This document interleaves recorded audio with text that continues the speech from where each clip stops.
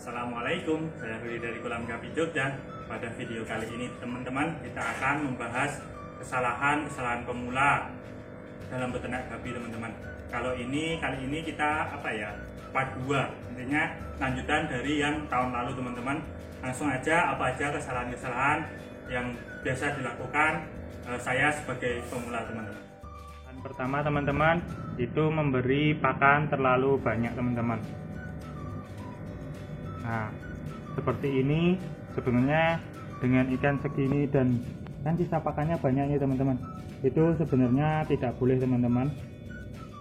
Pertama untuk pakan pelet teman-teman. Kenapa? Karena kalau pelet itu tersisa atau nggak habis, itu nanti dia jadi amoniak teman-teman.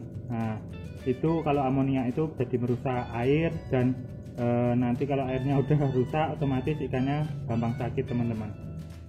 Atau sisa pakan itu juga bisa mengakibatkan adanya jamur teman-teman, dan itu yang membuat ikan sakit dan banyak yang mati nanti. Terutama untuk ngasih makan burayak teman-teman, karena burayak itu kan biasanya pakannya dari kayak serbuk kayak gitu teman-teman, jadi biasanya kebanyakan. Dan kalau kebanyakan kayak gini, itu ada dua solusi teman-teman. Yang pertama, sisa pakan yang banyak kayak gini kita ambilin, kita serok. Atau solusi selanjutnya teman-teman, itu dikasih makan sedikit-sedikit. Nanti kalau habis, nah ini habis, tambah lagi teman-teman.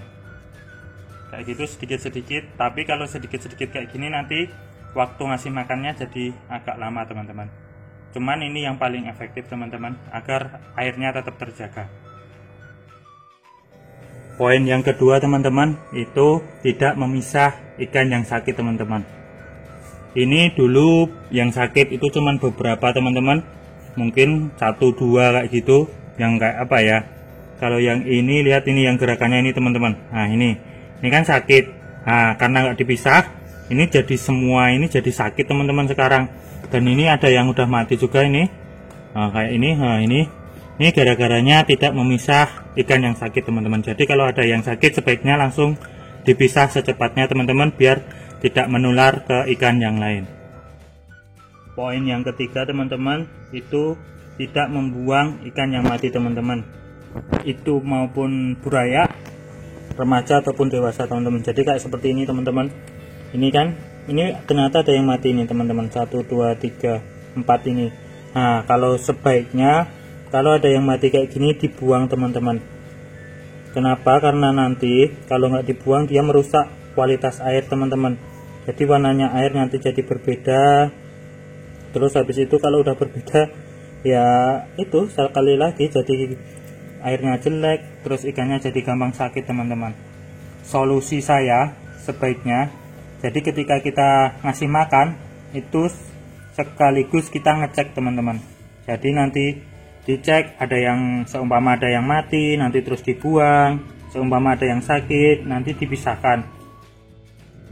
Jadi supaya ikannya lebih terkontrol teman-teman. Di sini itu maksudnya membuang yang mati ataupun memisah yang sakit, itu tuh fungsinya itu untuk mengurangi bukan mengurangi sih intinya, mengurangi biar nggak menular jadi ya kayak biar ikannya nggak menular ke yang lain teman-teman. Jadi makanya tiap kita ngasih makan kita juga harus membuang yang mati ataupun memisahkan yang sakit teman-teman. Poin keempat, memakai serokan yang sakit dan sehat jadi satu teman-teman.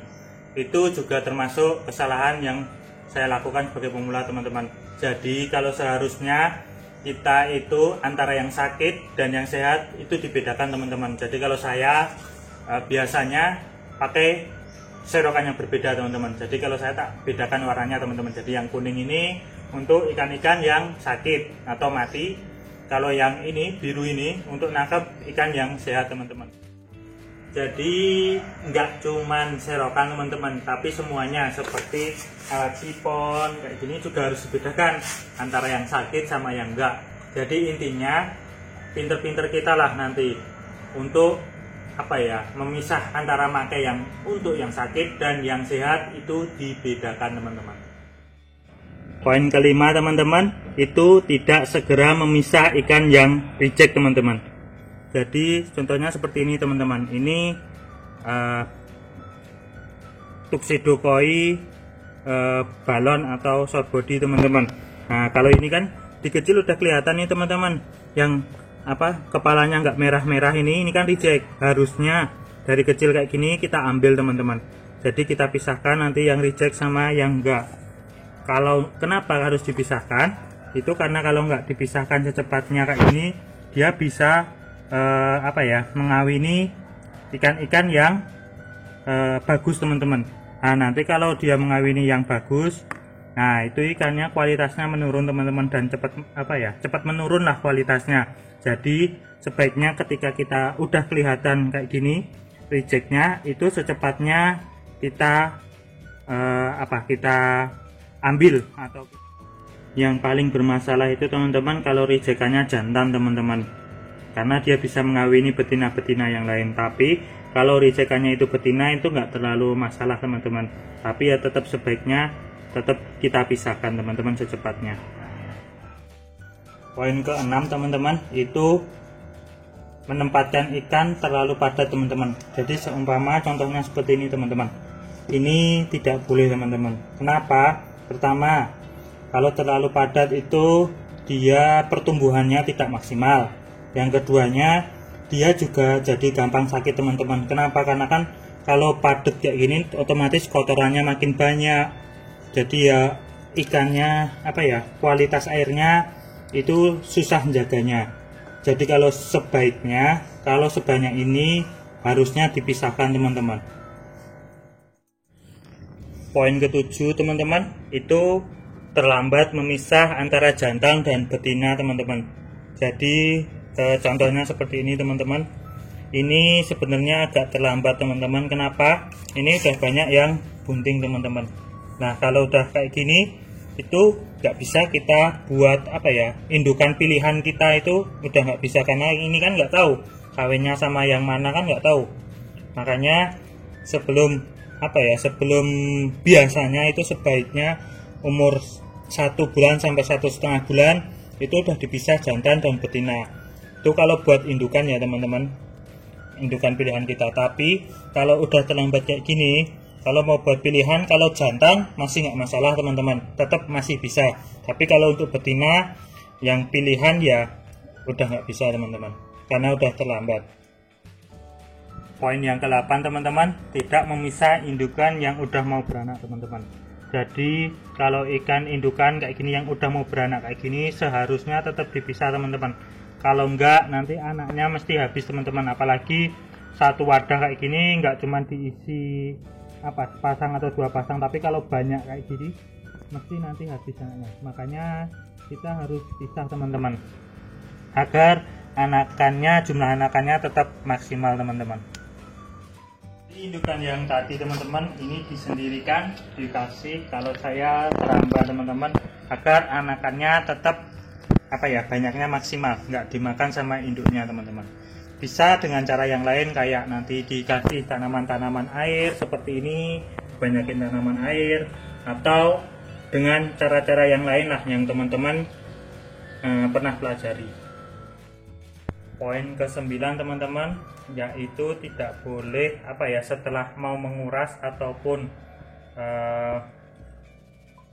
membersihkan ikan itu tidak boleh menaruh di satu tempat yang terlalu padat teman-teman. Jadi seperti ini.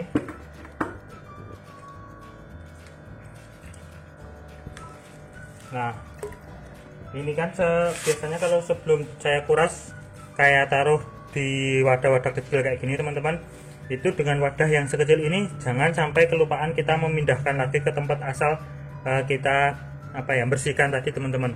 Kenapa? Kalau dengan wadah sekecil ini dan sepadat ini nggak sampai 24 jam ikannya mesti pada sakit teman-teman. Jadi kalau seumpama kita pas nguras atau mengganti air itu jangan terlalu lama di tempat yang kecil teman-teman. Itu tadi teman-teman kesalahan-kesalahan yang pernah saya lakukan sebagai pemula. Yang kedua teman-teman, yang pertama udah tahun lalu, yang keduanya ini tadi teman-teman ada 9 poin. Bila ada ada kesalahan-kesalahan lain yang teman-teman pernah lakukan, silahkan komentar di bawah teman-teman, nanti kita diskusi bareng-bareng. Mungkin cukup sekian video kali ini teman-teman, dan semoga bermanfaat, dan mohon maaf bila ada kesalahan dalam penyampaian, dan terima kasih.